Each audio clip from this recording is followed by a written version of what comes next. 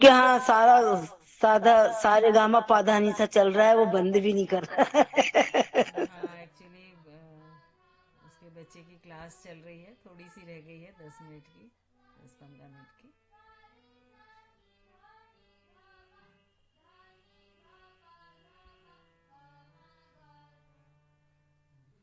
तो थोड़ा सा साथ में बैकग्राउंड म्यूजिक का आनंद लीजिए आप लोग सभी।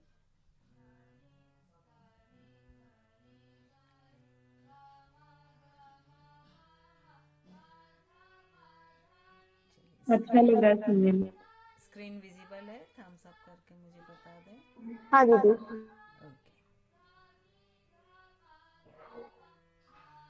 चलिए तो हम शुरू करते हैं। अभी हमने लास्ट टाइम डाइजेस्टिव सिस्टम देखा था।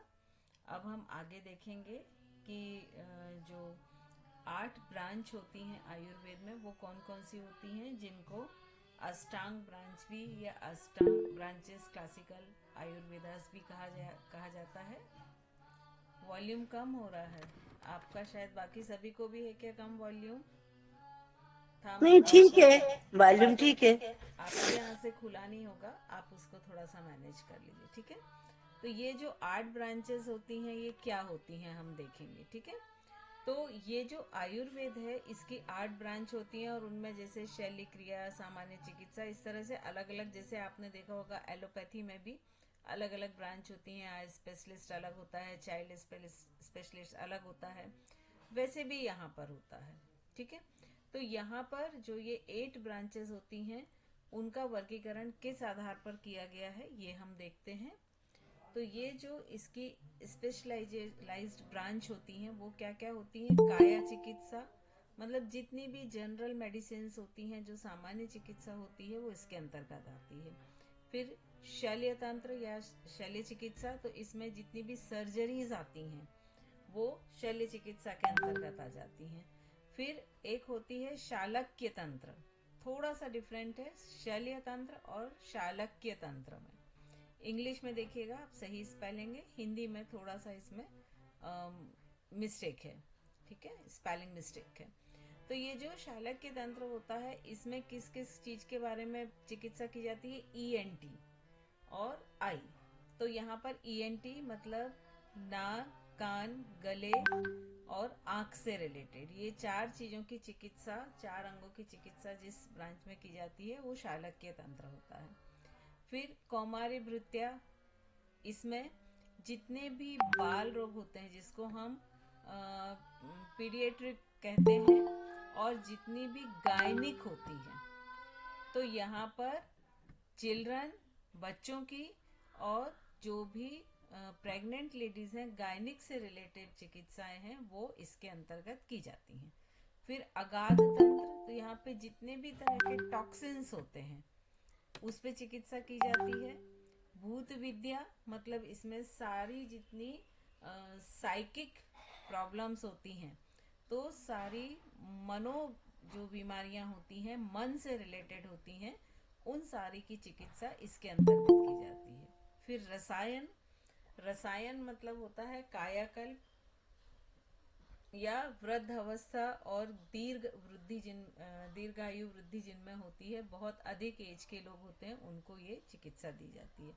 और लास्ट होती है वाजीकरण, तो यहाँ पर सेक्सोलॉजी और फर्टिलिटी ट्रीटमेंट दिया जाता है। तो इस तरह से ये ब्रांचेस होती हैं आयुर्वेदा की। अब ये जो ब्रांचेस होती हैं तो ये किस तरह से चिकित्सा करती हैं? एक तो चिकित्सा करती हैं कि उनके बॉडी के कॉन्स्टिट्यूशन में जो दोष हैं, तो आयुर्वेद 3 दोषों की बात करता है, वात, पित्त और कफ, और इसको हम डिटेल में पढ़ चुके हैं, तो अब हम डिटेल में यहाँ नहीं ले रहे हैं। और दूसरा होता है कि जो मेडिसिन फॉर्मूलाज बनते हैं उनके द्वारा, तो यहाँ पर जितनी भी मेडिसिन होती हैं वो मोस्टली प्लांट बेस होती हैं, हर्ब पर होती हैं, और कुछ ऐसी होती हैं कि जिनको रसौषधि कहते हैं, जो धातुओं और खनिजों के रस से बनती हैं या भस्म से बनती हैं, तो उनको रसौषधि कहते हैं। तो इस तरह से 2 तरह की औषधियां आयुर्वेद में प्रचलित हैं। इसके बाद हम देखेंगे classification of food in Ayurveda. तो आयुर्वेद के हिसाब से आयुर्वेद किस तरह से फूड को क्लासिफाई कर रहा है। तो आयुर्वेद मुख्यतः दो श्रेणियों में फूड को रखता है, एक तो जो तन पर असर पड़ता है और एक मन पर।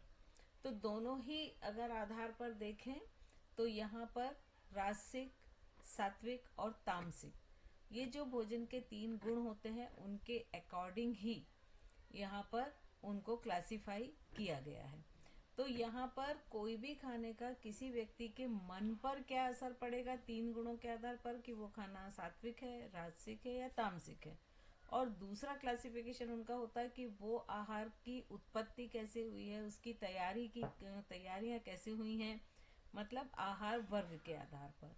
और फिर उसमें रस, वीर्य, विपाक, इनके आधार पर भी उसे वर्गीकृत किया जाता है। और यहाँ पर ये देखा जाता है कि किसी भी कस्टमाइज किया जाता है फूड को, और ये देखा जाता है कि किसी भी व्यक्ति में कौन सा दोष प्रबल है। 3 दोष होते हैं, यहाँ आपको हमने बताया था, वात, पित्त और कफ। तो जो दोष प्रबल है, जिसे किसे कम करना है, किसे अधिक करना है, वो भोजन के द्वारा करके इन दोषों को बैलेंस किया जाता है। नेक्स्ट होता है कि ये जो 3 गुण होते हैं सात्विक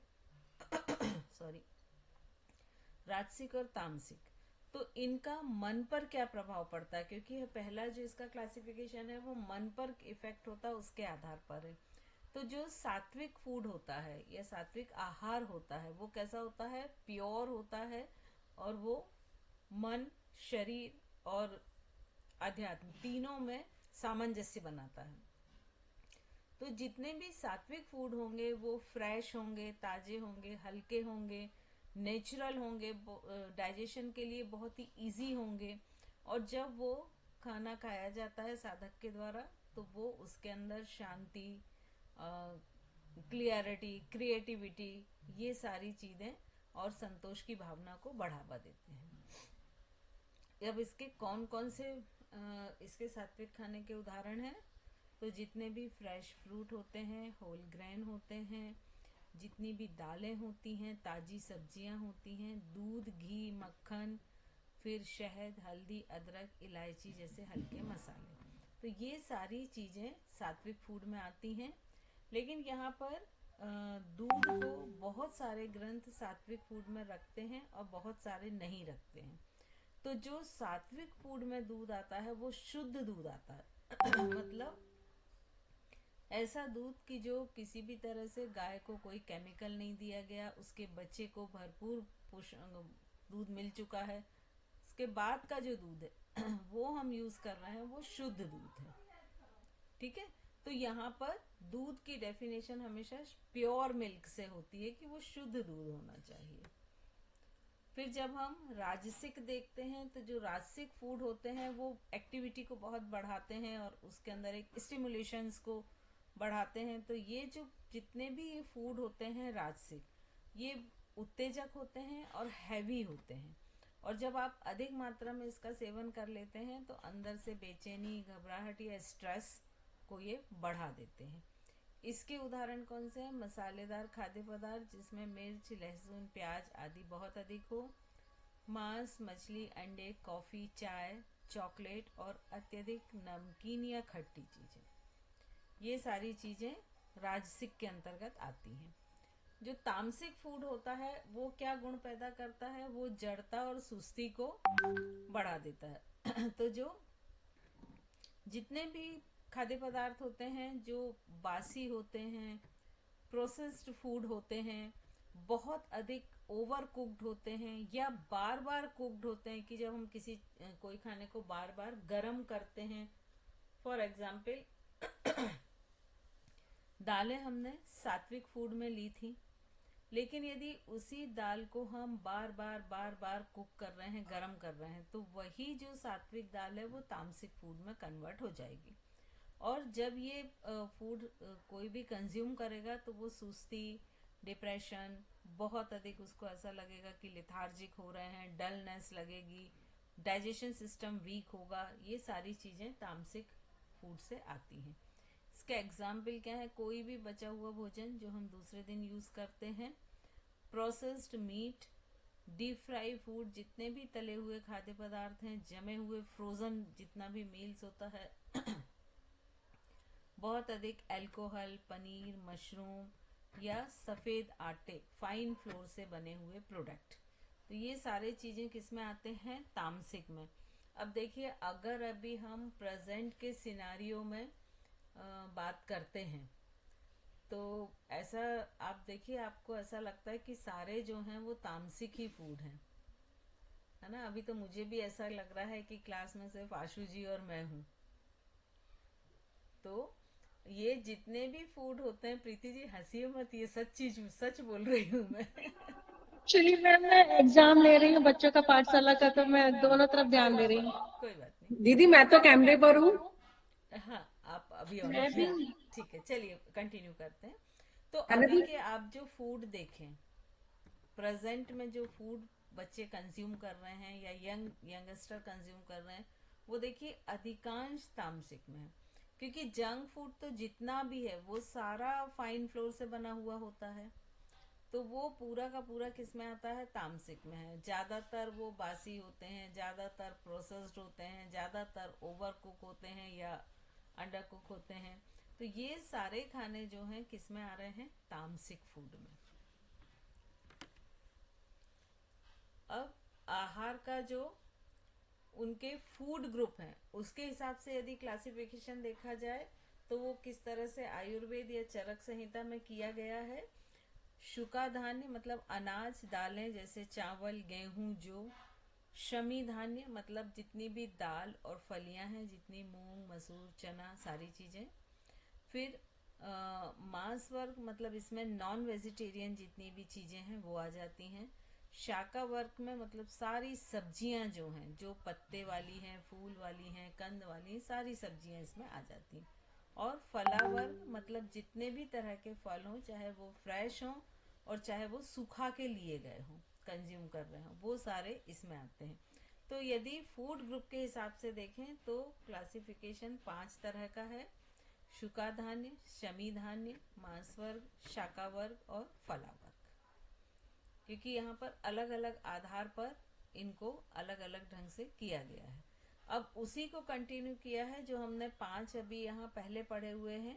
अब इसके आगे और भी फूड ग्रुप के बेस पे जो डिवाइड किया है, क्लासिफाई किया है, वो है हरिता वर्ग मतलब जितनी भी कच्ची सब्जियां खाई जा सकती हैं वो सब्जियां इसमें आती हैं, जिन्हें हम प्रायः सलाद के रूप में कच्चा ही खाते हैं बिना पकाए। मध्य वर्ग मतलब जितने भी अल्कोहल वाले जो भी या फर्मेंटेड ड्रिंक होते हैं वो सब इसके अंतर्गत आते हैं। जल वर्ग मतलब पानी और उसके जितने भी स्रोतों से अलग अलग से आ रहा है वो पानी, वो नदी का है, कुएं का है, तालाब का है, वर्षा का है, तो वो सारे पानी इसमें आ जाते हैं।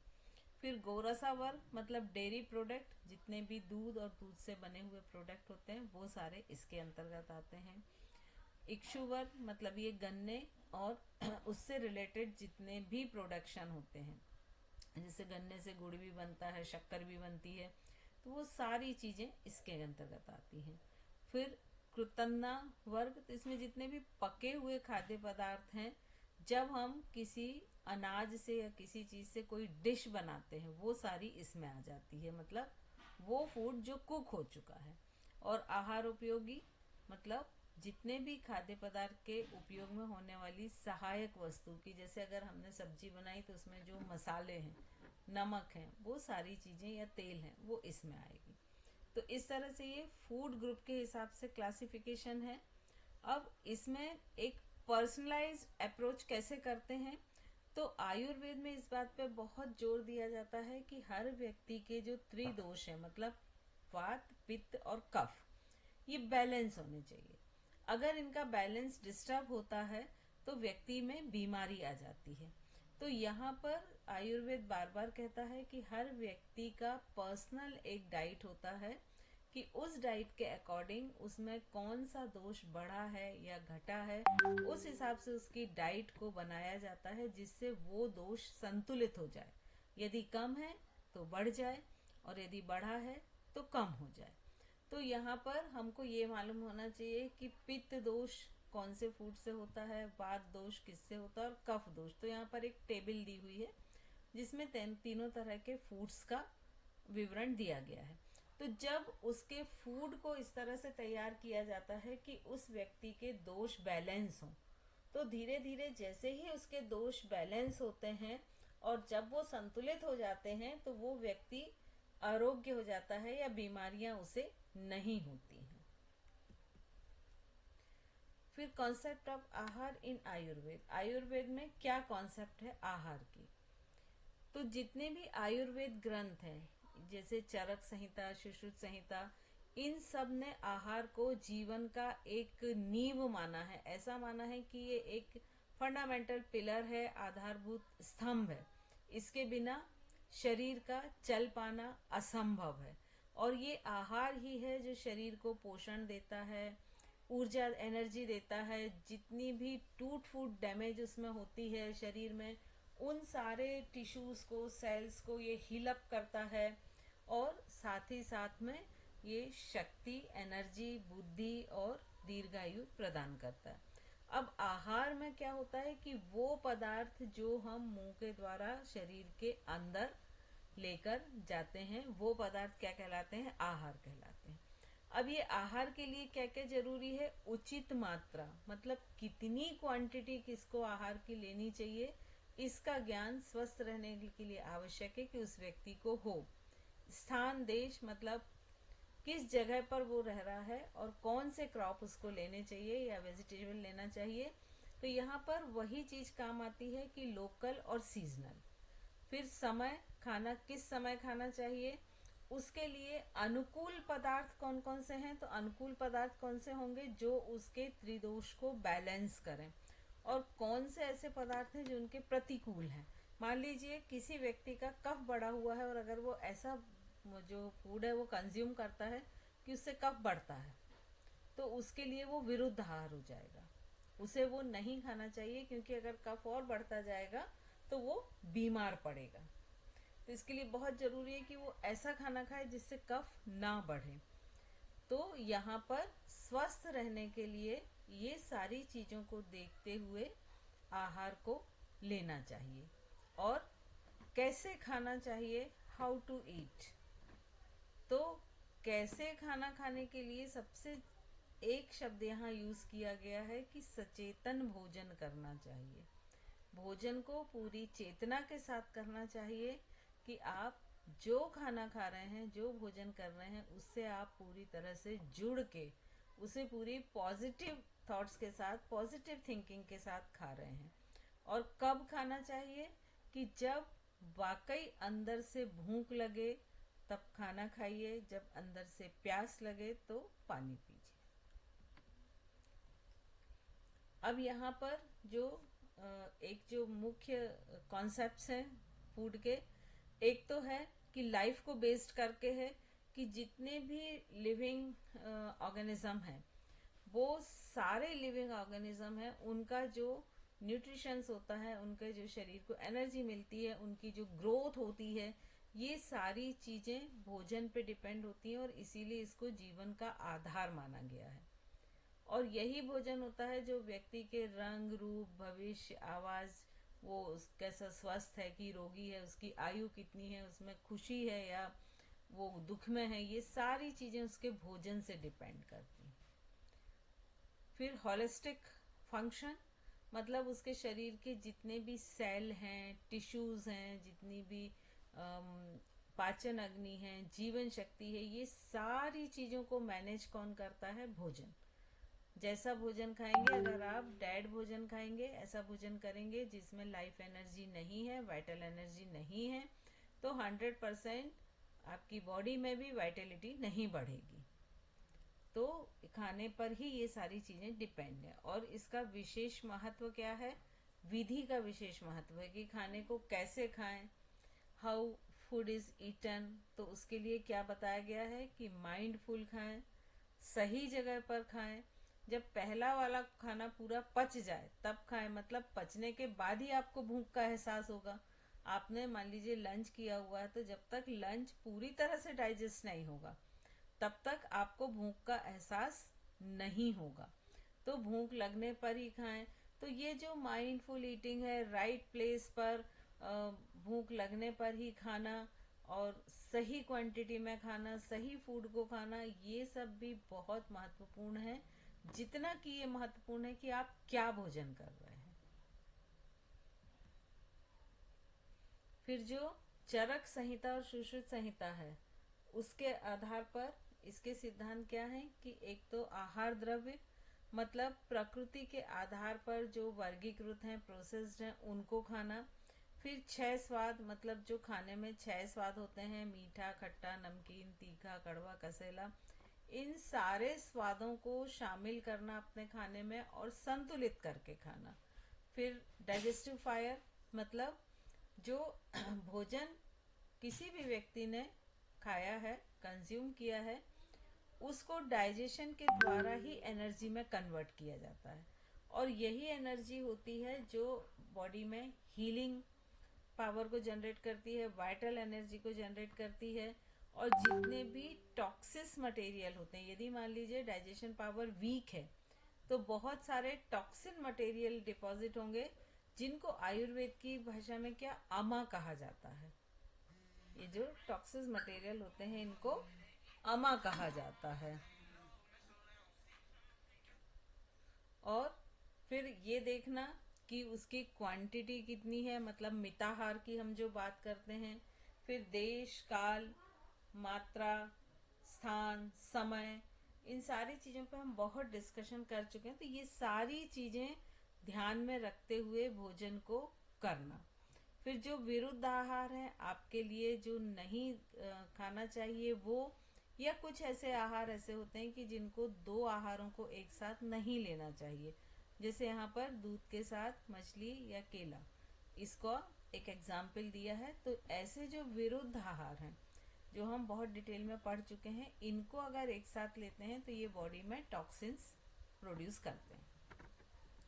फिर अष्टविध आहार विधि, तो जो भोजन की संस्कृति है, जो उसका प्रोसेसिंग है, जो क्वांटिटी है, जो उसका प्लेस है, जो काल है, समय है, जैसी मानसिक स्थिति होना चाहिए। तो मानसिक स्थिति कैसी होना चाहिए, सचेतन या माइंडफुल। जिन नियमों का पालन होना चाहिए वो सारे नियमों को ध्यान रखते हुए उस ऋतु के अनुकूलता के अनुसार ही भोजन करना चाहिए।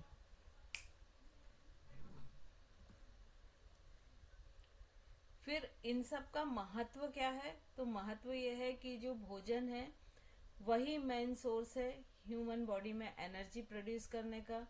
जितनी भी ह्यूमन बॉडी में टूट फूट होती है उनको हीलअप्स करने का, जितने भी सेल टिश्यूज में रिपेयरिंग करने का काम यही करता है। फिर जितनी भी तरह के रोग होते हैं उनसे इम्यून सिस्टम को डेवलप करता है कि उन रोगों से हम बच सकें। और यहाँ पर पथ्य अपथ्य का भी माना गया है। तो पथ्य भोज वो होता है जो स्वास्थ्यवर्धक है, जो हेल्थ के लिए यूजफुल है, और वहीं पर अपथ्य क्या होता है कि जो अस्वस्थ आहार है जिसको लगातार खाने से बीमार पड़ने का चांसेस या बीमारी होने के चांसेस बहुत अधिक हैं। तो यहाँ पर जो आहार है उसको ही औषधि माना गया है, और ऐसा कहा गया है कि अगर आहार को आप औषधि की तरह खाते हैं तो जीवन भर आपको औषधि लेने की जरूरत नहीं पड़ेगी। लेकिन यदि आप आहार को स्वाद के अनुसार खाते हैं तो आपको औषधि लेने की जरूरत पड़ेगी। फिर माइंड बॉडी कनेक्शंस, तो ये शांत मन से ध्यान पूर्वक जब भोजन करते हैं तो मेंटल स्वास्थ्य और डाइजेशन इम्प्रूव होता है। तो जो भोजन है, इन शॉर्ट की जितने भी भारतीय ग्रंथ हैं उनमें भोजन को बहुत विशेष महत्व दिया गया है, और ऐसा बोला गया है कि भोजन को एक प्रसाद, एक ईश्वर को अर्पण करके एक प्रसाद के रूप में खाना चाहिए। और ऐसा समझना चाहिए कि आपका शरीर है वो पूरा एक मंदिर है, और जिसमें आप, मंदिर में हम क्या करते हैं कि वही चीजें अंदर ले जाते हैं जो एकदम शुद्ध हो, पवित्र हो। तो वही कॉन्सेप्ट आपकी भोजन के प्रति होना चाहिए। अब ये जो 3 तरह का क्लासिफिकेशन था, राजसिक, सात्विक और तामसिक, तो जो सात्विक है इसमें fruit, vegetable, grain, nuts, milk आता है, प्योर मिल्क। राजसिक में जितने भी स्पाइस होते हैं, बहुत अधिक स्वाद वाले या बहुत अधिक स्मेल वाले, वो सारे इसमें आते हैं। और तामसिक भोजन में, राजसिक में चाय, कॉफी भी इसी के अंतर्गत आती हैं। और तामसिक में जितना भी प्रोसेस्ड फूड है और जितना भी पुराना बासी फूड है वो सारा इसमें आता है। मैम या नट्स को राजसिक में भी लिया है? हाँ, नट्स को राजसिक में भी लिया है, क्योंकि नट्स जो है वो एनर्जी बहुत अधिक मात्रा में पैदा करते हैं। अब आयुर्वेद एंड अग्नि, तो जो यहाँ पर अग्नि है ये जठर अग्नि से रिलेटेड है। तो इसके अग्नि मतलब जब किसी भी व्यक्ति ने भोजन किया तो जैसे ही वो उसके पेट में, स्टमक में भोजन पहुंचा तो वहां पर उसका पाचन शुरू हो जाता है। और ऐसा बोलते हैं कि पाचन में ये जठर अग्नि एक बहुत इम्पोर्टेंट रोल प्ले करता है। तो ये जो अग्नि है इसके क्या क्या फंक्शन हो जाएंगे, ये डाइजेशन में हेल्पफुल होती है। डाइजेशन के बाद जो न्यूट्रिशंस टूटते हैं छोटे सिंपल मॉलिक्यूल्स में, उनको एब्जॉर्ब करने में हेल्पफुल होती है। फिर उनको ब्लड तक ले जाने में उस न्यूट्रिशंस को भेजती है। और लास्ट में वो क्या करती है कि जितना बचा हुआ वेस्ट है उसको रेक्टम तक पहुंचाती है। तो ये पूरा काम जो है ये अग्नि करती है। दूसरा काम इसका क्या होता है कि ये maintain normal body temperature, body के नॉर्मल टेम्परेचर को मेंटेन करती है। यही अग्नि होती है कि जो कॉन्फिडेंस देती है, करेज देती है और फियरलेसनेस देती है। फिर ये मेंटल क्लैरिटी देती है। आप देखिए कि कभी खाना आप बहुत हैवी खा लें या बहुत अधिक तेल मसाले वाला खा लें या बहुत अधिक जंक फूड खा लें तो आपको देखिए माइंड में भी आपकी क्लैरिटी नहीं रहती है, आपको बहुत डलनेस लगेगा कुछ भी नहीं करें। तो माइंड की जो क्लियरिटी होती है, मेंटल क्लियरिटी, वो भी डाइजेशन से रिलेटेड है। और जितना अच्छा डाइजेशन होगा उतना ही अच्छी मेंटल क्लैरिटी होगी। और टिश्यूज को न्यूट्रिशंस देती है। और जितने भी सेलुलर लेवल पर कम्युनिकेशन का फ्लो है वो मेंटेन बना के रखती है। प्रोडक्शन ऑफ ओजस, तेज और प्राण, इन तीनों को प्रोडक्शन करती है। प्रोवाइड रीजनिंग, लॉजिकल थिंकिंग, मतलब वही मेंटल क्लियरिटी से ही ये सारी चीजें आती हैं, reasoning, logical thinking and discriminations. फिर इसके बाद ये हेल्थ को क्रिएट करती है, ग्लो और लस्टर को देती है। फिर लास्ट है कि स्ट्रेंथ और वाइटलिटी, दोनों चीजें हमको इसी से मिलती हैं। तो ये आयुर्वेद में जो अग्नि है उसका ये काम होते हैं, फंक्शंस होते हैं या इम्पोर्टेंस होते हैं। अब ये जो अग्नि होती है तो अग्नि को एक जीवन शक्ति माना है। और ऐसा माना है कि ये जो अग्नि है ये पाचन और मेटाबॉलिज्म, मतलब डाइजेशन और मेटाबॉलिज्म के जितने भी फंक्शन होते हैं उनको ये कंट्रोल करती है, इम्यूनिटी को बूस्ट करती है, मेंटल क्लैरिटी देती है। और अगर जैसे ये अग्नि किसी भी तरह से कम होती है या मान लीजिए इसमें बाधा आती है तो व्यक्ति में रोगों की उत्पत्ति होना शुरू हो जाती है। तो यहाँ पर जो टाइप ऑफ अग्नि है वो 3 तरह की मानी गई है। पहली एक अग्नि मानी गई है जठर अग्नि, 5 भूताग्नि और 7 धात्वाग्नि। तो इस तरह की ये अग्नि जो है वो मानव शरीर में मानी गई है। अब इसके कार्य फंक्शन क्या होते हैं अग्नि के, तो ये सबसे पहला फंक्शन तो इसका होता है डाइजेशन। और जो फूड है उसको सिंपल फूड में, सिंपल मॉलिक्यूल में ब्रेक डाउन करना और जितने भी न्यूट्रिशंस है उसको पूरा अवशोषित करके और पोषक तत्वों को ब्लड तक पहुंचाना। फिर इसके बाद मेटाबॉलिज्म और ट्रांसफॉर्मेशंस, तो ये डाइजेशन के बाद मेटाबॉलिज्म के प्रोसेस करती है और ये हर एक सेल तक इस प्रोसेस को करती है। और जो भोजन के साथ पंचभूत होते हैं, मतलब पंच तत्व होते हैं, वायु, आकाश, अग्नि, जल और पृथ्वी, इन 5 तत्वों को हर सेल तक पहुंचाती है और उसको बायो केमिकल जो है वो उसमें चेंजेस करती है और बायोकेमिकल एनर्जी या एनर्जी में ट्रांसफॉर्म करती है।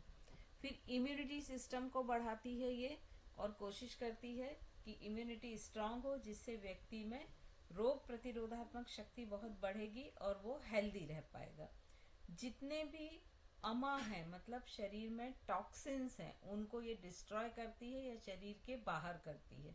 बॉडी के टेम्परेचर को मेंटेन करती है और ये मेंटल क्लियरिटी को पैदा करती है। मेंटल क्लियरिटी होने से इमोशनल स्टेबिलिटी भी रहती है और उसमें उस व्यक्ति में जीवन के प्रति उत्साह रहता है, नीरसता नहीं रहती है। अब ये अग्नि के प्रकार, तो अभी हमने देखा था कि 13 तरह की अग्नि थी जिनको स्थान और कार्य के आधार पर क्लासिफाई किया है। तो पहली तो है जठर अग्नि। ये सबसे इम्पोर्टेंट अग्नि होती है ह्यूमन बॉडी में और ये उसके स्टमक और स्टमक में प्रेजेंट होती है और ड्यूडेनम एंड स्टमक में। और इसका काम होता है शरीर की अन्य सभी, इसका जो भी, जैसे अगर डाइजेशन धीमा है तो शरीर की जो अन्य अग्नियां होंगी वो भी धीमी हो जाएंगी, उनका भी ओज कम हो जाएगा। तो जितनी प्रबल ये अग्नि होती है, जितनी बैलेंस अग्नि होती है, उतनी ही ह्यूमन बॉडी की बाकी अग्नियां भी बैलेंस्ड होती हैं। अब भूताग्नि ये 5 तरह की होती हैं। तो ये जो लीवर में ये मौजूद होती हैं और ये जो 5 अग्नियां हैं ये क्या करती हैं कि जो भोजन पच चुका है उसमें जो पंचभूत है मतलब पृथ्वी, जल, अग्नि, वायु, आकाश, इनको अलग अलग करके और बॉडी में जहां पर उनकी जरूरत है, जहां पर उनको होना चाहिए, उसके समरूप बनाती है। फिर धातु अग्नि, तो ये 7 होती हैं और ये जो 7 तरह की अग्नि होती है हर एक टिश्यूज में होती हैं, धातु जिसको कहते हैं आयुर्वेद की भाषा में।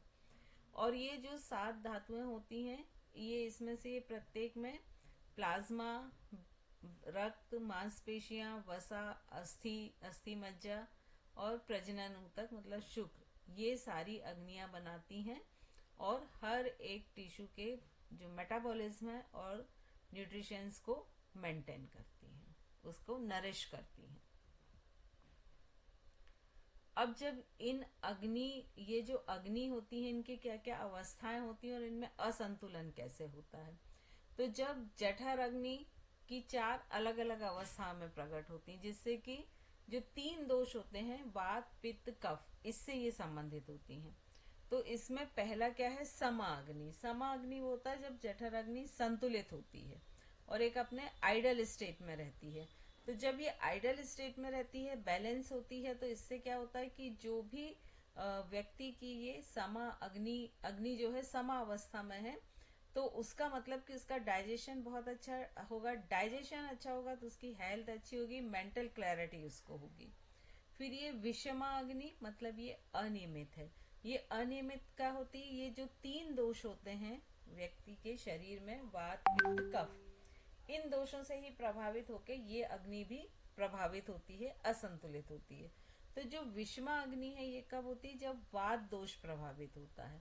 मतलब वात दोष या तो बढ़ जाता है या कम हो जाता है, असंतुलित हो जाता है। तो उसके कारण क्या क्या बीमारियां होने के चांसेस होते हैं कि जो पाचन है, डाइजेशन है, वो स्लो हो जाता है, इनडाइजेशन, कॉन्स्टिपेशन, गैस्ट्रिक प्रॉब्लम और भूख ना लगना जैसी प्रॉब्लम शुरू हो जाती है। फिर जो तीक्ष्ण अग्नि होती है ये पित्त दोष के कारण होती है। तो जब ये पित्त दोष बढ़ता है तो बहुत तेजी से पाचन होता है और जब बहुत तेजी से पाचन होता है तो बार बार डाइजेस्टिव जूस का सिक्रेशन होता है और चूंकि डाइजेस्टिव जूस में एसिड होता है तो एसिडिटी बढ़ जाती है, सीने में जलन होने लगती है और ये एसिडिटी और पित्त बढ़ने से व्यक्ति अक्सर क्रोधी और चिड़चिड़ा हो जाता है। और फिर मंद अग्नि, मतलब ये कफ दोष के कारण होती है। इसमें क्या होता है, बिल्कुल जो पित्त दोष के कारण तीक्ष्ण अग्नि हुई थी उसके बिल्कुल अपोजिट होता है कि वहां पर पाचन बहुत तेज हो गया था, यहाँ पर बहुत धीमा हो जाता है।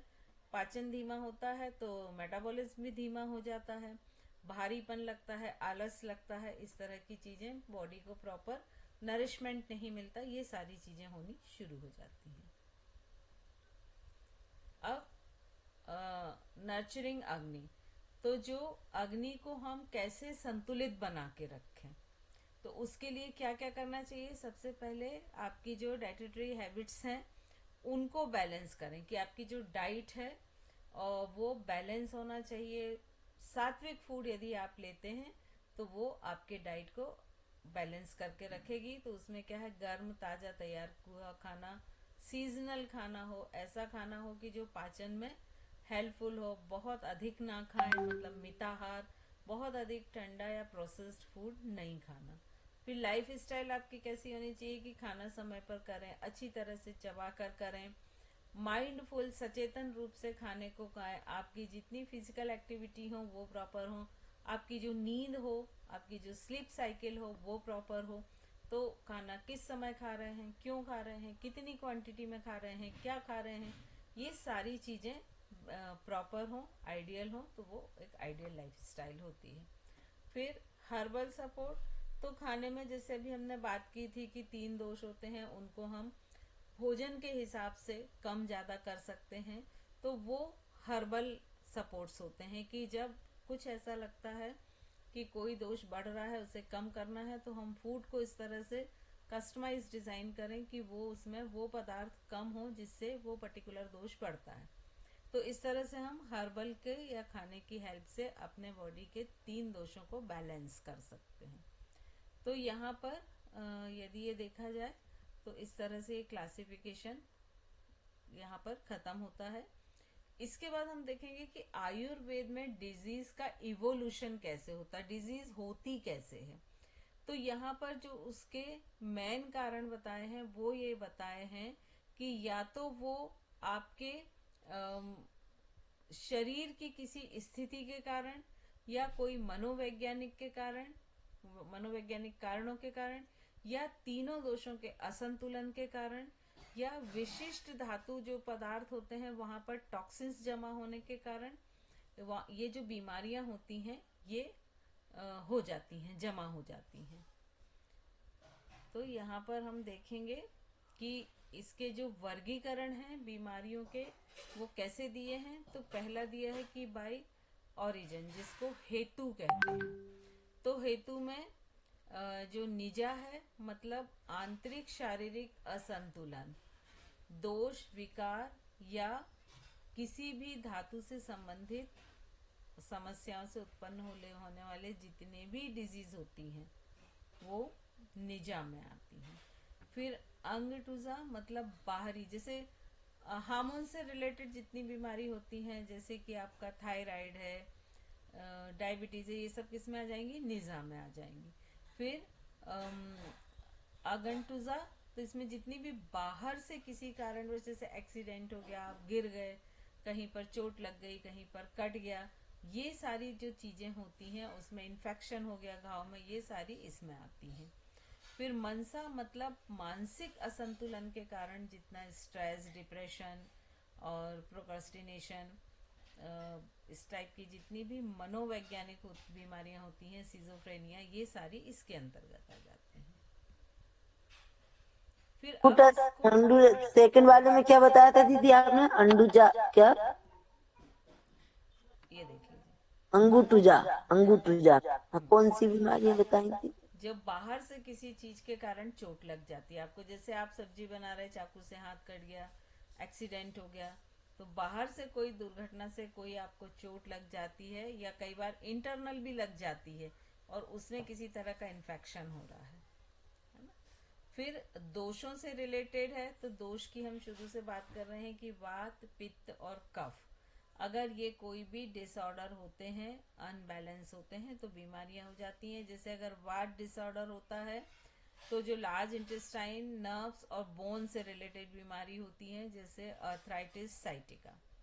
पित्त डिसऑर्डर जब होता है तो ज्यादातर स्मॉल इंटेस्टाइन से, लीवर और स्किन, इनसे रिलेटेड बीमारी होती है, जैसे एसिडिटी, अल्सर, रैशेस। फिर जब कफ डिसऑर्डर होता है तो खासकर स्टमक, चेस्ट, रेस्पिरेटरी सिस्टम से रिलेटेड बीमारियां होती हैं, जैसे कि ये एक बार कोल्ड बता होना, दीजिए। साइनसाइटिस होना। ठीक है, तो ये ये एक बार इस बता तरह की, प्लीज माइक म्यूट रखें अपना, प्लीज। क्वेश्चन आप नोट कर लें, आखिरी में आप पूछ लीजिएगा। तो इस तरह से ये त्रिदोष से रिलेटेड होती हैं।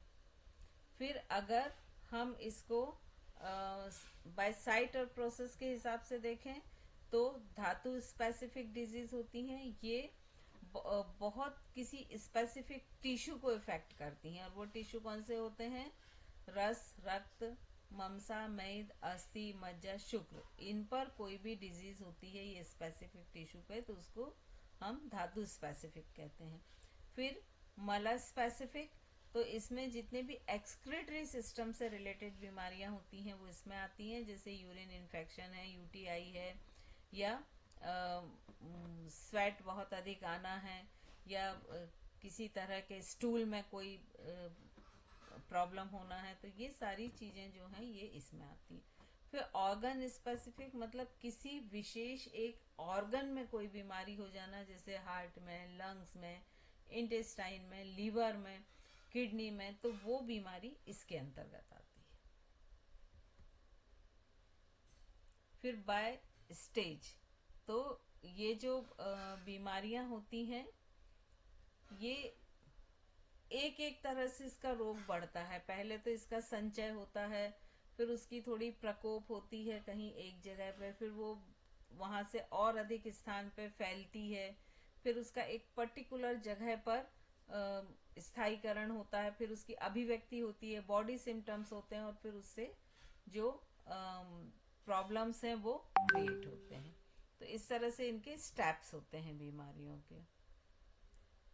अब इनको किसी भी आयुर्वेदिक के कॉन्सेप्ट के हिसाब से अगर डिजीज को समझना है तो उसकी 3 चीजें हैं। या तो त्रिदोष सिद्धांत है कि वात पित्त कफ में असंतुलन है, किस तरह से है, या धातु को समझना है कि किस टिश्यू में प्रॉब्लम आ रहा है, कहाँ पर दोष है, और फिर उसके बाद निदान पंचक, मतलब इसमें जो बीमारी है उसका कारण, उसके लक्षण, और फिर उसमें कौन सी औषधि ले सकते हैं, उनका डिसीजन करके और उस बीमारी की का ट्रीटमेंट करना। इसके बाद आते हैं हम पथ्य अपथ्य पर। तो जैसा कि आप देख रहे हैं, पथ्य मतलब वो चीजें, ऐसा आहार जो शरीर और मन के लिए पौष्टिक हो, शरीर और मन के स्वास्थ्य को बढ़ाए, वो सब आहार किस में आएंगे? पथ्य में आएंगे, कि ये रक्त वाहिनियों को साफ करे, उपचार में सहायक हो। और जो अपथ्य है वो इसके बिल्कुल विपरीत रहेगा, कि ये एक अस्वास्थ्य वाली आदतें हैं, ये बॉडी के जितने भी नेचुरल फिजियोलॉजी है उसमें बाधा डालेंगी, उसमें रुकावट डालेंगी, नए नए रोग पैदा करेंगी। तो इस तरह से ये बीमार करने वाले जो खाने हैं वो अपथ्य हैं, और जो स्वास्थ्य प्रदान करने वाले खाने हैं वो पथ्य हैं। तो पथ्य क्या होता है वो हम देखेंगे। तो पथ्य जो होता है वो एक संपूर्ण आहार होता है, कि ऐसा खाद्य पदार्थ जो आसानी से पच जाए, जो पोषक तत्वों से भरपूर हो, शरीर में संतुलन बनाए रखे, और शरीर पचने में बहुत हल्का हो, शरीर की जितनी भी फिजियोलॉजी है उनको मेंटेन करके रखें। स्वास्थ्य जीवन शैली मतलब आहार विहार, क्योंकि जो आयुर्वेद के और योग के हिसाब से जीवन के 4 पिलर होते हैं जो व्यक्ति को हेल्दी रखते हैं: आहार, विहार, आचार, विचार।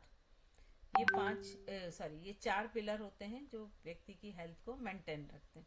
तो जो विहार है मतलब उसकी जो डेली रूटीन है वो बहुत हेल्दी हो, कि वो प्रॉपर हाइजीन मेंटेन करे, समय पर नींद ले, उसकी जो स्लीप साइकिल है वो कंप्लीट हो, स्ट्रेस को मैनेज करके रखे, और पूरी जो लाइफ स्टाइल हो, डेली रूटीन हो, वो ऐसा हो कि जो शरीर और मन को संतुलित रखे।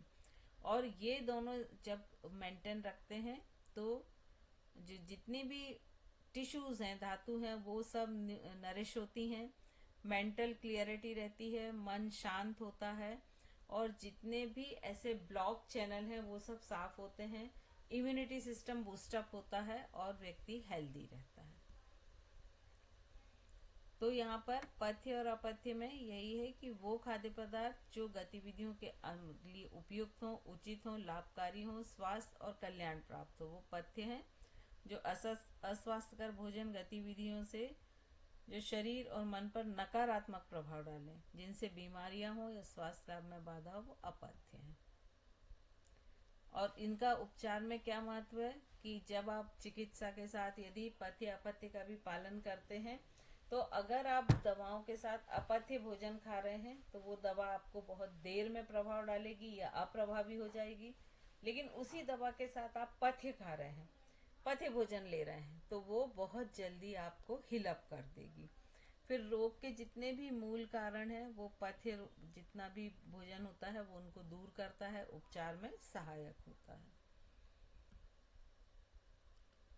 तो जो एक पथ्य भोजन है वो ही है कि वो व्यक्ति के लिए यूजफुल है, लेकिन यहाँ पर एक चीज ये भी ध्यान देने योग्य है कि ये कस्टमाइज होता है, हर व्यक्ति विशेष के लिए अलग होता है।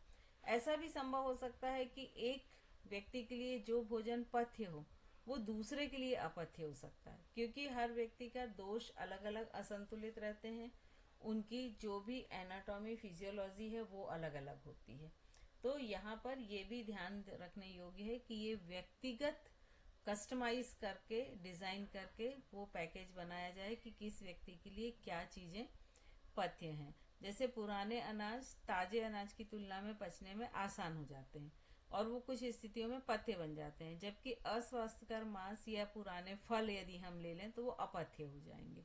तो ये जरूरी नहीं है कि सभी एक ही स्केल पर हम रखें। अब ये जो सुटेबिलिटी है इसको हम ले लें कि नेक्स्ट क्लास में ले लेंगे प्रीति जी, क्योंकि आप ही प्रेजेंट दिख रहे हैं। दीदी नेक्स्ट क्लास में। हाँ नेक्स्ट में चलिए। दीदी फर्स्ट 2 स्लाइड्स एक बार दिखा देंगी, फोटो लेना रह गई। फर्स्ट 2 स्लाइड्स स्टार्टिंग की। हाँ दीदी। अच्छा एक मिनट, स्क्रीन शेयर है ना अभी? स्क्रीन हाँ दिख रही दीदी। है आपको? जी दीदी। शेयर हो रही है। क्लासिफिकेशन वाली स्लाइड भी दिखा दीजिएगा प्लीज। एक मिनट मैं दिखा देती हूँ। यहाँ से हमने शुरू किया था, ठीक है? ये फर्स्ट स्लाइड है, आप क्लिक करते जाएं फटाफट। ये सेकंड,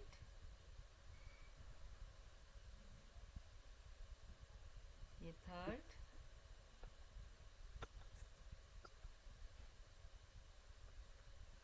इसके बाद हम आ रहे हैं क्लासिफिकेशन पर। क्लासिफिकेशन की ये फर्स्ट स्लाइड है। फिर ये जो डिफरेंट बेस पर क्लासिफिकेशन किए हैं ये उनकी स्लाइड है।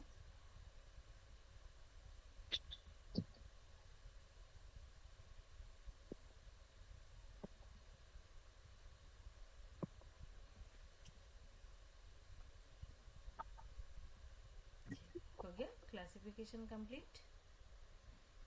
कंप्लीट हो गया सभी का? जी दीदी। जी दीदी थैंक यू। वेलकम। दीदी इसके बाद क्लासिफिकेशन वाला एक जो बना था ना वो करवा दिखा दीजिए प्लीज। इसी के नीचे है थोड़ा सा। यह तो कॉन्सेप्ट आ गया, आप बता दीजिएगा मैं उसको फिर रोक जी दूंगी। जी जी जी जी।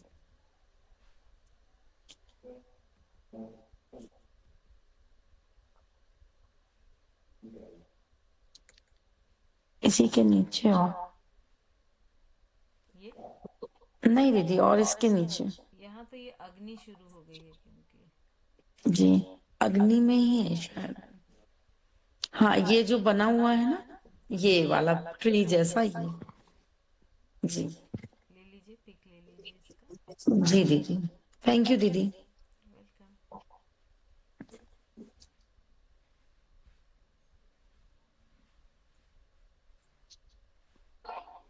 मेरे टाइमली अपलोड हो जाएगा ना कि मैं तो टोटली इस पे डिपेंडेंट हूँ, वीडियो आएगा तो मैं सुनाई प्रॉपर नहीं दे रहा था, बहुत शोर हो रहा है बच्चों का। नहीं नहीं हो जाएगा, कोई दिक्कत नहीं। वैसे आपके उसमें दीदी तो क्लास में तो हो ही जाता है, मेरा नहीं भी हो तो क्लास में भी आपका हो जाता है। दीदी आपने निजाम में थायराइड और एक कौन सी बीमारी बताई थी?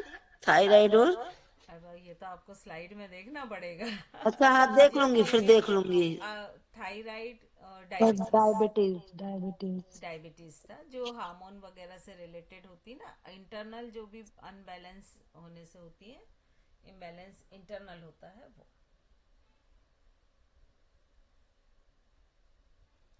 जी सरिता जी आप कुछ बोलना चाह रहे हैं? मरम नंबर दीदी वो हाँ, मैं वो थी कि वाट से क्या होता है और पिक्चर तो रेसिस स्किन प्रॉब्लम होती है कफ से, वो मेरे छूट गए। कोई बात नहीं, स्लाइड में आप देख लीजिएगा, है ना? सेम चीज बार बार रिपीट करें तो टाइम टेकिंग बहुत हो जाता है।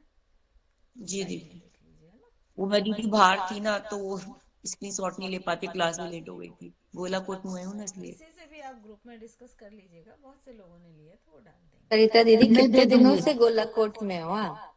हर क्लास में आप बताती हो कि आप गोलाकोट में हो। पंचकल्याण करके जाऊंगी। हाँ हाँ ठीक है।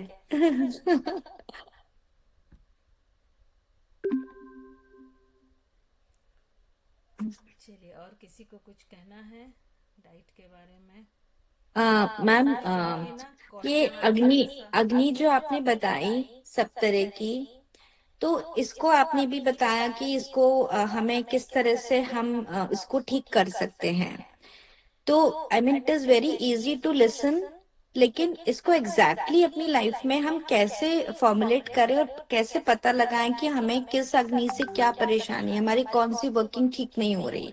देखिए, इसकी ना एक तो ये जो प्रोसेस अभी हम कर रहे हैं, हमको सिलेबस कवर करना है और एग्जाम पॉइंट ऑफ व्यू से पढ़ना है, ठीक है। और अगर हमको खुद पे इम्प्लीमेंट करना है, पर्टिकुलर एक चीज कस्टमाइज करना है, तो हमको उसमें डीप जाना पड़ेगा, है ना, जो कि अच्छा। यहाँ पे पॉसिबल नहीं है, अदरवाइज सिलेबस कंप्लीट नहीं होगा। तो उसको आप कोई भी चीज के जितने डिटेल में जाएंगे, जितना डीप डाइव करेंगे, उतनी अधिक आपको जानकारी और एक्सपीरियंस मिलेंगे और उतना अच्छा आप उस पर काम कर पाएंगे, ओके। है ना। तो कोशिश करें एग्जाम पॉइंट ऑफ व्यू से पढ़ें, और जब आपको फ्री टाइम मिलता है तो उसको और डीप में पढ़ने की कोशिश करें, और क्योंकि शेयर भी करें सभी से। अगर आप डीप में पढ़ते हैं तो उसको शेयर भी करें सभी से, है ना। कुछ डीप में इससे कहाँ पे पढ़ना होगा दीदी फिर? अभी पहले एग्जाम तो पास कर लें फिर पढ़ेंगे डीप में। तो डीप नहीं में नहीं पढ़ने के लिए एग्जाम देखिए, नेट है, बुक्स हैं, बहुत सारी चीजें हैं आजकल, तो वीडियोस इतने मिल जाते हैं बहुत सारे। तो वो डीप में पढ़ने के लिए आज तो बहुत सोर्स हैं, है ना। तो आप किसी में भी पढ़ सकते हैं। जैसे मुझे माइंड में बहुत इंटरेस्ट है, योग में, योग तो थेरेपिस्ट में हूँ ही, तो मैं इसके बारे में जहां से भी डीप मिलता है मैं पढ़ती हूँ, है ना। जैसे अभी प्रेजेंटली रिसर्च प्राणायाम पर बहुत चल रही है कि ब्रीदिंग एक्सरसाइज से व्यक्ति में क्या चेंजेस होते हैं, तो उसके जो व्यक्ति हार्ट के ब्रेन और हार्ट का कोहेरेंस होता है किस तरह से होता है। जैसे एक जो भ्रामरी प्राणायाम होता है, उसका एक सिंगल स्ट्रोक करने से ब्रेन में एक बहुत ट्रिमेंडस चेंज होते हैं, है ना। तो वो सारी चीजें जहां से जैसे मिलती है पढ़ते हैं, समझते हैं, चाहे वो वीडियो से मिले, फिर ये देखते हैं कि वो वीडियो किसका है, कितना एथेंटिक है ना। तो बस ऐसे ही धीरे धीरे नॉलेज बढ़ता जाता है। तो जितना आप डीप में जाएंगे ना, उतना एक्चुअली आप एंजॉय भी तभी कर पाते हैं। आप सुपरफिशियल, जैसे योग को आप सुपरफिशियल एज अ आसन प्राणायाम कर लीजिए, बैठ के मेडिटेशन कर लीजिए, आपको मजा नहीं आएगी। लेकिन जब आप उसके पीछे का साइंस समझ जाएंगे, है ना, बिल्कुल वो किचन में काम करने जैसा है। जैसे आपके मसाले के डिब्बे में जो 4-5 मसाले होते हैं, एक हल्दी, नमक, मिर्ची, है ना। तो जब आपको उसका साइंस मालूम हो जाता है कि ये मिर्ची में ज्यादा डालूंगी तो तीखापन आ जाएगा। अब जिसको बहुत तीखा खाना पसंद है तो उसको वो बढ़ा देगा, जिसको तीखा नहीं है तो उसको कम कर देगा। तो दोनों के आप अनुकूल खाना बना सकती हैं। कि आपके घर में कोई ऐसा गेस्ट आता है कि जो बिल्कुल तीखा पसंद नहीं करता, तो आप मिर्च अवॉइड कर देंगे, क्योंकि आपको उसकी क्वालिटी, उसके आपको गुण मालूम है, राइट। है ना। अगर आपको उसके वही गुण ना मालूम हो, और आप तो कोई भी आए तो एक पर्टिकुलर क्वांटिटी में मिर्च, नमक और हल्दी डाल के खाना पकाती हूँ, तो आप एंजॉय नहीं कर पाएंगे। आपको असंतुष्टि रहेगी, क्योंकि आप सामने वाले को संतुष्ट नहीं कर पा रहे हैं। राइट। तो ऐसा ही आसन, प्राणायाम और मेडिटेशन में, कि जब तक आप उसके डीप में नहीं जाएं और उसको कस्टमाइज ना कर पाए हर व्यक्ति के हिसाब से।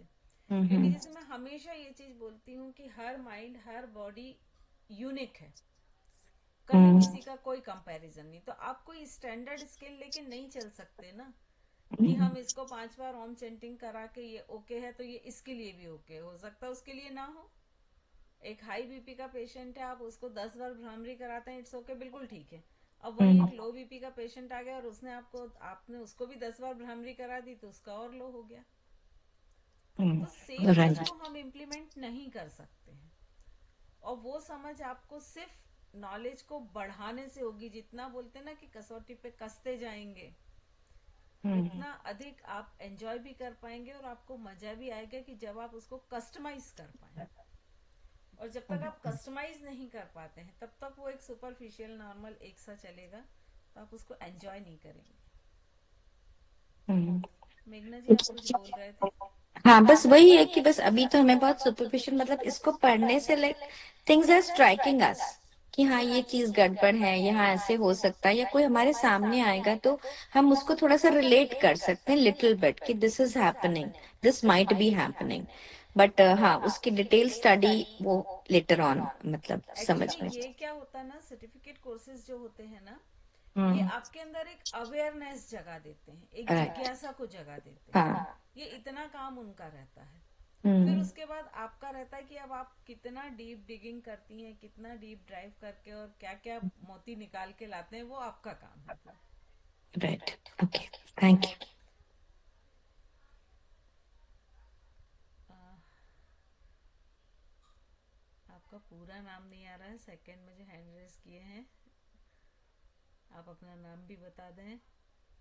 संध्या या क्या कुछ ऐसा? मेरा आ अच्छा रहा जी, है क्या? हाँ अच्छा, जी। ये बोल रही थी दीदी, ये दूध केला विरुद्ध आहार है? दूध केला कई जगह विरुद्ध आहार माना जाता है। हम्म। क्योंकि वो क्या होता है कि बहुत अधिक मसल्स इम्प्रूव करता है। तो अब यहाँ पर फिर वही बात आती है कि जैसा कोई व्यक्ति अंडर वेट है, उसके मसल्स बहुत कम हैं, तो उसके लिए वो ठीक है। लेकिन यदि कोई ओवर वेट है या किसी में ऐसा होता है कि फैट और मसल्स बहुत अधिक हैं, तो उसके लिए वो नहीं ठीक है।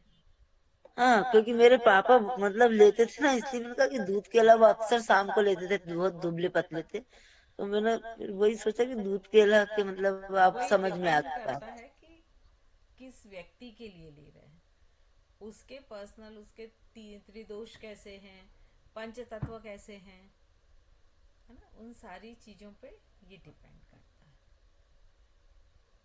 ऑल्सो समटाइम्स लाइक दूध केला एक अपने आप में कंप्लीट फूड हो जाता है, मतलब कभी sometimes you are missing some element, कहीं आप बाहर गए घूमने एंड ऑल दैट, तो you just take like one banana और आपने दूध पी लिया तो it is so filled up कि फिर जरूरत नहीं होती कुछ भी चीज खाने स्टमक की। कंप्लीटली फुल हाँ, फील करता है एक लंबे समय तक, राइट, और वो बहुत एनर्जेटिक भी रहता है क्योंकि एनर्जेटिक भी बनाना अपने रहता है, आप हाँ। में एनर्जेटिक फूड हम्म, है ना। लेकिन देखिए, ले बनाना का ले सकते पोटेशियम हैं बहुत मतलब। अधिक होता है ना। अब कोई लो बीपी का पेशेंट है और उसको आपने बनाना दे दिया, तो उसकी तो हालत और खराब हो जाएगी, क्योंकि पोटेशियम बीपी को और लो कर देगा, है ना। वहीं कोई हाई बीपी का यदि व्यक्ति है, उसको आपने बनाना दे दिया, तो उसके लिए वो बहुत अच्छा होगा। अच्छा, बनाना लाइक बीपी लो करता है? पोटेशियम रहता ना बनाना में बहुत अधिक मात्रा में। अच्छा, सो इफ लो बीपी है तो मतलब नहीं देना चाहिए कभी भी, ओके। हाँ, लो बीपी में बनाना नहीं देते। अच्छा, तो वही है कि जितनी आप जो फूड्स हैं उसकी क्वालिटी, उसके क्या, उसमें क्या न्यूट्रिशंस है, उसमें क्या केमिकल्स हैं, वो सारी चीजें आप जितना आप नॉलेज लेते जाएंगे, उतना अधिक आप डिसाइड कर पाएंगे कि किसको क्या खाना चाहिए। क्योंकि आप खाने के लिए अपने लिए या अपनी फैमिली के किसी भी व्यक्ति के लिए इस पे डिपेंड नहीं कर सकते हैं कि उस व्यक्ति ने ये खाया था, उसको ठीक हुआ था, तो हम इसको भी दे दें, है ना। क्योंकि पॉसिबिलिटीज है उसका शायद जो एनाटॉमी फिजियोलॉजी या जो त्रिदोष हैं ये, या जो पंच तत्व हैं, ये कुछ अलग तरीके के रेशो में है, आपके कुछ अलग हों। ठीक है जी। ऋचा जी, ऋचा जी आप हाँ कहाँ दीदी। से हैं? हाँ दीदी, जबलपुर से। ओ, वही मुझे लगा था, मैं भी जबलपुर से ही हूँ ना। अच्छा, आप कहाँ से दीदी, जबलपुर से? मैं संजीवनी नगर से हूँ। पास में ही है। मैं दीनदयाल चौक पे हूँ दीदी। अच्छा अच्छा। तो दीदी आप जबलपुर में रहते हो या दमोह में रहते हो? जबलपुर। तो अभी तो यहाँ परमार सागर महाराज जी आए हुए, आपने दर्शन किए होंगे फिर। नहीं, अभी तो मैं नहीं आ पाई क्योंकि बहुत सारी क्लासेस थी, कहीं वो थोड़े स्थायी हो जाएंगे तो फिर जरूर जाएंगे। अब दीदी थोड़े आपसे मिलना हो तो कहाँ मिल सकते हैं जबलपुर में? घर आ जाइए, मोस्ट वेलकम। संजीव, ठीक है ना दीदी। सपोर्ट करते दीदी मेरा रहिए। प्रश्न ये था बिल्कुल। मेरा प्रश्न ये था दीदी कि जैसे आपने भी बताया कि कोई चीज जैसे लो बीपी वाले को केला नहीं देना चाहिए, इसी तरीके से कुछ मिलेट्स कैल्शियम रिच होते हैं। और अगर किसी को कैल्शियम के स्टोन्स हैं तो क्या उस कंडीशन में हम वो इनको कम देना चाहिए या नहीं देना चाहिए, कुछ इस तरीके से अपन कॉम्बिनेशन देखेंगे। नहीं, एक्चुअली क्या होता है कि जैसे मान लीजिए कोई भी सीड वाली चीज है, जैसे टमाटर है, तो जिनको स्टोन होते हैं तो कोशिश करते हैं कि वो टमाटर ना ही खाएं। अगर खाएं तो उसका जो वो सीड वाला पार्ट है वो अलग करके खाएं, यदि जरूरी ही है तो। और कोशिश ये भी रहती कि वो उसके बाद थोड़ा सा दूध पी ले, तो वो जो कैल्शियम है वो डिपॉजिट नहीं होता है। तो अगर हमको उनको कोई ऐसे ओट्स देना ही है तो फिर हम उसका सब्स्टिट्यूट ढूंढें कि हम उसके साथ क्या चीज ऐसी दें कि जैसे ज्वार बाजरा, उसके साथ यदि आप छाछ दे दें तो वो इजीली डाइजेस्ट हो जाते हैं। तो आपको ये ऐसा गुड कॉम्बिनेशन उसके साथ का ढूंढना पड़ेगा कि जो उसके डाइजेशन फायर को मेंटेन कर ले और इजी डाइजेशन में कर दे। अदरवाइज कोशिश करें कि जो चीज नहीं लेनी चाहिए वो हम नहीं लें तो बेटर है। बट यदि नहीं चल रहा है तो उसके कॉम्बिनेशन को ढूंढें फिर हम। ठीक है। एक चीज और पूछना था दीदी, कोई भी पेशेंट आता है ना, वो एक कंडीशन से नहीं आता, नहीं तो डायबिटीज और सिर्फ हाइपरटेंशन से नहीं आता, दे आर विथ मल्टीपल। अब हम क्या ऐसा कॉम्बिनेशन, मतलब अगेन ये एक लॉन्ग टर्म प्रैक्टिस का ही कंसेप्ट। एक छोटा सा शॉर्ट में समझ, अपन ऐसी कंडीशन में जिनको मल्टीपल चीजें, सपोज कोई एक हाई बीपी का भी है और उसको पेशेंट के बीपी भी है और डायबिटिक भी है, ऐसी कंडीशन में हम लोग उसको किस तरीके से डाइट दे सकते हैं और देना चाहिए, या क्या देखिए, प्रायोरिटीज पे रखना चाहिए चीजों को। अभी मैंने बोला ना कि जो हमारे जीवन के 4 पिलर हैं, आहार विहार आचार विचार। तो जब कोई भी व्यक्ति बीमार होता तो ये चारों में से कोई एक पिलर या 2 पिलर हिले हुए होते हैं, है ना। तो सबसे पहले तो ये पता करना ही बड़ा मुश्किल काम होता है कि कौन सा पिलर हिल रहा है ना। अभी देखिए, अगर यहाँ पर मान लीजिए 30 लोग हैं और मैं सबसे बोलूं कि भाई आप डेली एक्सरसाइज करते हैं, तो सब बोलेंगे यस करते हैं। अब यस करते हैं, लेकिन वो कैसी करते हैं, उसकी टेक्निक कितनी सही है। नहीं तो लोग तो ये भी बोलते हैं कि हम 10 साल से एक्सरसाइज कर रहे हैं और कुछ भी नहीं हुआ। वहां दोष एक्सरसाइज का नहीं है, वहां दोष आपके सुपरफिशियल नॉलेज का है कि आप उसमें सही टेक्निक इम्प्लीमेंट नहीं कर रहे हैं। तो सबसे पहले तो ये फाइंड आउट करना पड़ेगा कि इनमें से कौन सा पिलर हिला हुआ, उसकी सोच कैसी है, वो खाना कैसा खाता है, उसकी डेली लाइफ स्टाइल कैसी है, उसका कैरेक्टर कैसा है, सामंजस्य कैसा है ना। फिर उसके बाद ये देखना पड़ेगा कि कौन सी चीज ऐसी है कि जो वो कर रहा है लेकिन सही ढंग से नहीं कर रहा है। वो कर तो रहा है, प्राणायाम है वो कर रहा है ना। लेकिन प्राणायाम को यदि आप, एक बहुत बड़ी भ्रांति लोगों में होती है कि जैसे आयुर्वेद है, होम्योपैथी है, योग है, इसके कोई ड्रॉबैक नहीं होते हैं, इससे कोई हानि नहीं होती है, इसको कर लेते हैं। जबकि ऐसा नहीं है। जितनी भी दुनिया में चीजें, सबके यदि पॉजिटिव एस्पेक्ट हैं तो नेगेटिव भी हैं, है ना। क्योंकि यदि हम एक सुपर पावर तक जाते हैं, ईश्वर तक, तो भी उसके अपोजिट एक शैतान की परिकल्पना की गई है, या देवता की करते हैं तो राक्षस की गई है ना। तो हर चीज के पॉजिटिव इफेक्ट भी हैं, नेगेटिव इफेक्ट भी हैं। अब जैसे मान लीजिए आप लंबे समय तक प्राणायाम कर रहे हैं और आपकी टेक्निक ही गलत है, तो वो भले ही आप 2 साल से प्राणायाम कर रहे हैं, लेकिन वो आपको लाभ की जगह हानि पहुंचा रहा है ना। मतलब ये बिल्कुल अपने आप योग करना या बिना किसी एक्सपर्ट के योग करना बिल्कुल कैसा हुआ कि जैसे हमको फीवर हो गया और हमने बिना किसी एक्सपर्ट डॉक्टर का सजेशन लिए हुए टैबलेट्स खानी शुरू कर दी कि चलो पहले वायरल की खा लेते हैं, ठीक नहीं हुआ कोई बात नहीं, अब मलेरिया की खा लेते हैं, कोई बात नहीं, अब टाइफाइड की खा ले। ये बिल्कुल वैसा ही हुआ। क्योंकि मैं देखती हूँ, जैसे प्राणायाम की ही मैं बात करूं, तो यदि मैं 10 लोगों को प्राणायाम करते देखती हूँ तो उसमें से 9 लोग गलत करते हुए मिलते हैं मुझे। और ब्रीदिंग जो एक्सरसाइज होती हैं, वो मोर देन इफेक्टिव आसना, मतलब आपका जो फिजिकल आप आसन करते हैं उससे अधिक इफेक्ट ये ब्रीदिंग एक्सरसाइज डालती हैं और जल्दी डालती हैं। तो जब आप लगातार गलत कर रहे हो तो आपको बेनिफिट की जगह वहां पर लॉसेस होने ही होने हैं। तो फिर आपको ये तलाशना पड़ेगा कि वो व्यक्ति वो चीज कर तो रहा है लेकिन क्या गलत कर रहा है, क्या सही कर रहा है, फिर उसकी प्रकृति कैसी है, कहाँ कहाँ प्रॉब्लम है। जब आप उसको पॉइंटेड कर लेंगे कि क्या क्या प्रॉब्लम्स हैं जिनके कारण ये है, वो हो सकता है स्ट्रेस भी हो सकता है उसका जो फूड इंटेक है वो गलत हो, या वो सही फूड ले रहा है लेकिन गलत टाइम पे ले रहा है या गलत कॉम्बिनेशन के साथ ले रहा है। तो वो सब जब आप उसका ओवरऑल पता कर लेंगे, या मान लीजिए वो बिल्कुल न्यूट्रिशियस बैलेंस फूड ले रहा है लेकिन वो गलत थॉट्स के साथ ले रहा है लगातार, तब आप उसके ट्रीटमेंट पे जा सकते हैं, है ना। क्योंकि जो जो आप पॉइंट आउट करेंगे उसको ही आप फिर ठीक करेंगे, और जैसे जैसे वो ठीक करेंगे वैसे वैसे उसमें इम्प्रूवमेंट आने लगेंगे। तो ये एक पूरी होलिस्टिक हेल्थ को ही लेके आप चल सकते हैं। आप सिर्फ आज के डॉक्टर चलते जरूर है कि सिर्फ फिजिकल सिम्टम देख के उसका ट्रीटमेंट कर दिया, फिजिकल सिम्टम खत्म हो गए, बीमारी ठीक हो गई, लेकिन ऐसा होता नहीं है ना। पूरा एक आपको होलिस्टिक अप्रोच लेके ही चलना पड़ेगा, तभी आप हेल्थ अचीव सब कर लेते हैं। लेकिन अगर आप देखें अबव 60 या आजकल तो शायद अबव 50 भी हम बोल सकते हैं, है ना। तो आप जब तक अवेयर नहीं रहेंगे, आप अपने खाने को औषधि नहीं मानेंगे, आप अपनी जो डेली रूटीन है उसके लिए आप बहुत दृढ़ नहीं रहेंगे, बहुत हेल्दी नहीं रहेंगे, आप अपनी थॉट प्रोसेस के लिए हेल्दी नहीं रहेंगे। ज्यादातर लोगों को तो ये भी नहीं मालूम रहता कि मान लो वो 1 घंटे ऐसे बैठे हैं, अभी 1 घंटे की मैं क्लास ले रही हूँ, बहुत से लोग ऐसे बैठे होंगे और हो सकता है वो सिर्फ फिजिकल यहाँ हो, मेंटल हो भी ना, कुछ और चल रहा हो, है ना। तो ये सारी चीजें जब तक आप बिल्कुल बैलेंस नहीं करेंगे तब तक आप हेल्दी नहीं हो सकते।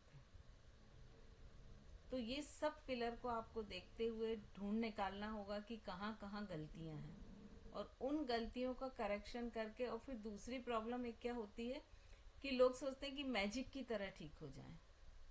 जैसे आज मान लीजिए कोई 50 साल में बीमार हुआ, है ना, तो उसने 50 साल तक मेहनत की है बीमार होने में, गलत लाइफ स्टाइल अपनाई है, या गलत खाना खाया है, या गलत ढंग से उठा बैठा है ना, उसके जो पोस्चर डिफेक्ट्स हैं। तो 50 साल तक जब आपने मेहनत करके बीमारी लेके आए हैं, तो आप 5 महीने में कैसे ठीक हो सकते हैं? वो भी तो आपको पेशेंसली करना पड़ेगा ना, चीजें ठीक करने के लिए। तो वो पेशेंस लोगों में नहीं है। तो ये सारी चीजें जब आप देखेंगे फिर उसका ट्रीटमेंट करेंगे तो 100% जो है वो बीमारी ठीक होगी। 9 बज गए हैं, तो मीटिंग छोड़ना चाहिए। रचना जी, ये आचार से क्या मतलब है? आहार विहार इज फाइन, विचार इज ऑल्सो, के आचार में क्या आएगा? कैरेक्टर आपका किस तरह का, आपका अच्छा कैरेक्टर, अच्छा आचार इज कैरेक्टर, ओके ओके। आपके इथिक वैल्यूज क्या है, एथिक्स एंड प्रिंसिपल्स, ओके सारी ओके ओके, ठीक है। सोशल आपके वैल्यूज क्या हैं, आपके रिलेशनल वैल्यूज क्या हैं, वो सारी। मंजू जी आप कुछ पूछना चाह रही हैं? बाकी लोग यदि लीव करना चाहें तो कर सकते हैं। ओम नमा दीदी, एक्चुअली मैं थोड़ा सा लेट हो गई थी तो मुझे ये नहीं पता चला टॉपिक कौन सा चल रहा है आज का, मतलब आज हेडिंग बहुत इसका क्या सारे है। टॉपिक थे। आयुर्वेद के हिसाब से फूड का क्लासिफिकेशन, आयुर्वेद के हिसाब से जो अग्नि होती है बॉडी में, वो आयुर्वेद की जो ब्रांचेस होती हैं वो सारी। तो नहीं ये तो मैं समझ गई, लेकिन जो हमारा सिलेबस है ना उसके अकॉर्डिंग कौन सा उसके यूनिट में। अकॉर्डिंग आपका अभी सिर्फ यही जो चल रहा है, यूनिट जो है 4 वही चल रही है। इसमें हमने जी पाचन क्रिया लास्ट टाइम किया था। अब जो चल रही है वो अष्टांग ब्रांच, फिर उसके बाद विरुद्धाहार, फिर क्लासिफिकेशन, फिर कॉन्सेप्ट ऑफ पथ्य अपथ्य, ये सारी चीजें। तो ये यूनिट 4 ही चल रही है अभी आपकी। ठीक है, थैंक यू। सभी के क्वेश्चन हो गए आई थिंक। आप शायद कुछ बोल रही थी क्या मेघना जी? नहीं ना, नथिंग नथिंग। चलिए तो मिलते हैं नेक्स्ट क्लास में। ओके, सभी को thank you so much. Thank you so much. नमः जय जिनेन्द्र। हाँ, ओम इस नमः बार नमः। सैटरडे की जो क्लास है वो प्राणायाम पे बेस है ना। तो जो जी प्राणायाम दीदी। सही ढंग से सीखना चाहे, और 10 बजे से है, ठीक है, 10 से 11, ओके। 10 दीदी से 10 11 है। नहीं, दीदी 10 नहीं, लिंक वही रहेगी वही दीदी, लिंक रहेगी, वही। Same same same. दीदी 11 ही रहने दो ना। एक्चुअली क्या बहुत सारे लोगों का वो था, क्योंकि फिर 11 से 12 खाने का टाइम होता है सभी के यहाँ, तो इसलिए बहुत नहीं रिक्वेस्ट की थी। दीदी। थोड़े से एफर्ट करें, क्योंकि सभी के हिसाब से टाइम एडजस्ट कर पाना तो मुश्किल होता है, तो एक दिन की बात होती है, थोड़ा सा हम सब मिलके एडजस्ट करके कर लेंगे, ठीक है चाइनी जी।